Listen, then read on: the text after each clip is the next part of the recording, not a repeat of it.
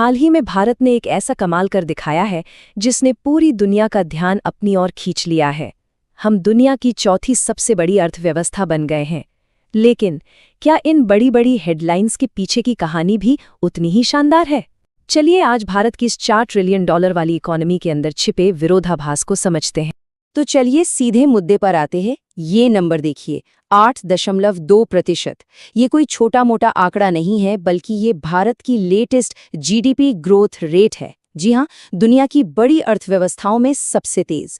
और यहीं से हमारी कहानी का पहला यानी बहुत ही पॉजिटिव हिस्सा शुरू होता है।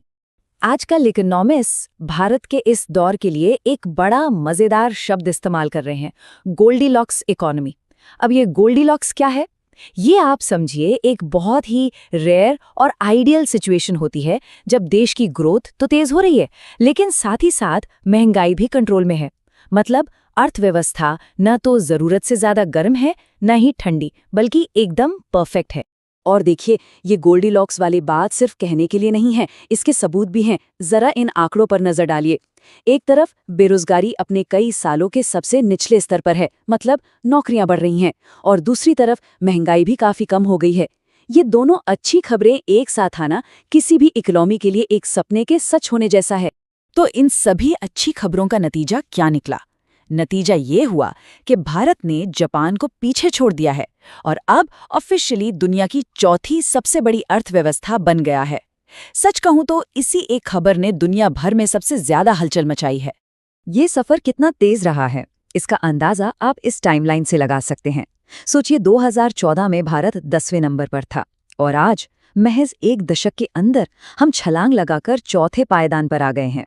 और तो और अनुमान ये है कि 2030 तक हम जर्मनी को भी पीछे छोड़कर दुनिया के टॉप 3 में शामिल हो जाएंगे। तो अब देखिए, भारत से आगे है कौन? सिर्फ 3 देश, अमेरिका, चीन और जर्मनी। ये तस्वीर अपने आप में ये बताने के लिए काफी है कि ग्लोबल स्टेज पर भारत का कद कितना ज्यादा बढ़ चुका है। लेकिन सबसे बड़ा सवाल तो ये है कि आखिर भारत ने ये कमाल किया कैसे? इस रॉकेट जैसी रफ्तार के पीछे कौन सी ताकतें हैं, कौन सा इंजन काम कर रहा है? इसे हम 4 बड़े हिस्सों में समझ सकते हैं। सबसे पहले हम भारतीय खुद जमकर खर्च कर रहे हैं, जिससे बाजार में डिमांड बनी हुई है। दूसरा, जीएसटी जैसे बड़े रिफॉर्म्स ने बिजनेस करना पहले से कहीं आसान बना दिया है। तीसरा, मेक इन इंडिया और डिजिटल पुश ने देश में ही उत्पादन को जबरदस्त बढ़ावा दिया है। और चौथा, पॉलिटिकल स्टेबिलिटी ने दुनिया भर के इन्वेस्टर्स में एक भरोसा जगाया है। और ये तरक्की सिर्फ हवा में नहीं है, ये जमीन पर दिख रही है। आपके हाथ में जो मोबाइल है, बहुत मुमकिन है कि वो भारत में ही बना हो, क्योंकि आज हम दुनिया के दूसरे सबसे बड़े मोबाइल मैन्युफैक्चरर हैं। दवाइयों के मामले में तो हमें फार्मेसी ऑफ द वर्ल्ड कहा जाता है। इसके अलावा कार और कपड़ा इंडस्ट्री भी करोड़ों लोगों को रोजगार दे रही है। तो सब कुछ इतना शानदार लग रहा है ना? जब मैक्रो इकोनॉमिक आंकड़े इतने अच्छे हैं, तो फिर इसमें कोई पेच है भी या नहीं? बस यहीं से कहानी एक बहुत ही दिलचस्प मोड़ लेती है और हम इसके दूसरे पहलू पर आते हैं। चलिए अब सिक्के का दूसरा पहलू देखते हैं, वो पहलू जो देश की कुल दौलत और एक आम इंसान की जेब के बीच के भारी फर्क को दिखाता है।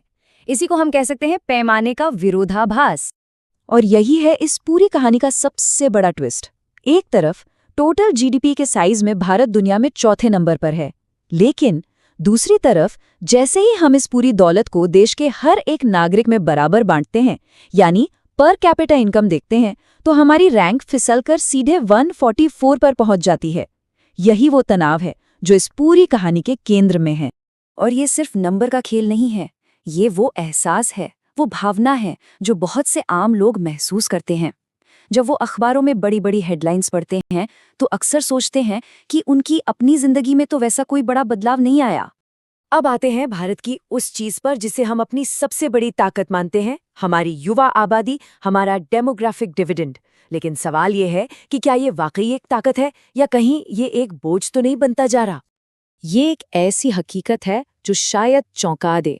भारत में काम करने वाले हर 10 लोगों में से 9 के पास कोई पक्की नौकरी नहीं है, कोई सोशल सिक्योरिटी नहीं है, कोई फिक्स्ड इनकम नहीं है। वो इनफॉर्मल सेक्टर में काम करते हैं, जो देश की तरक्की की राह में एक बहुत बड़ी रुकावट।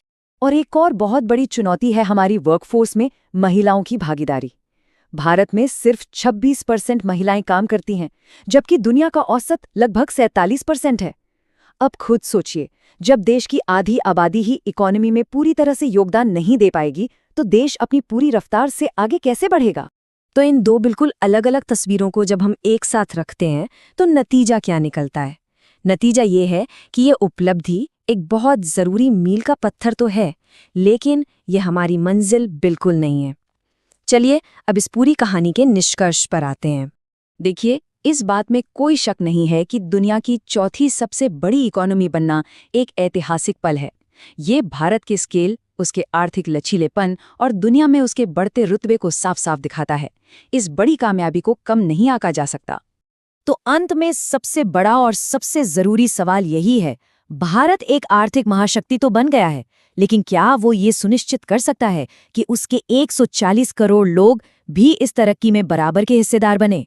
असली चुनौती इस बड़े हो चुके आर्थिक केक को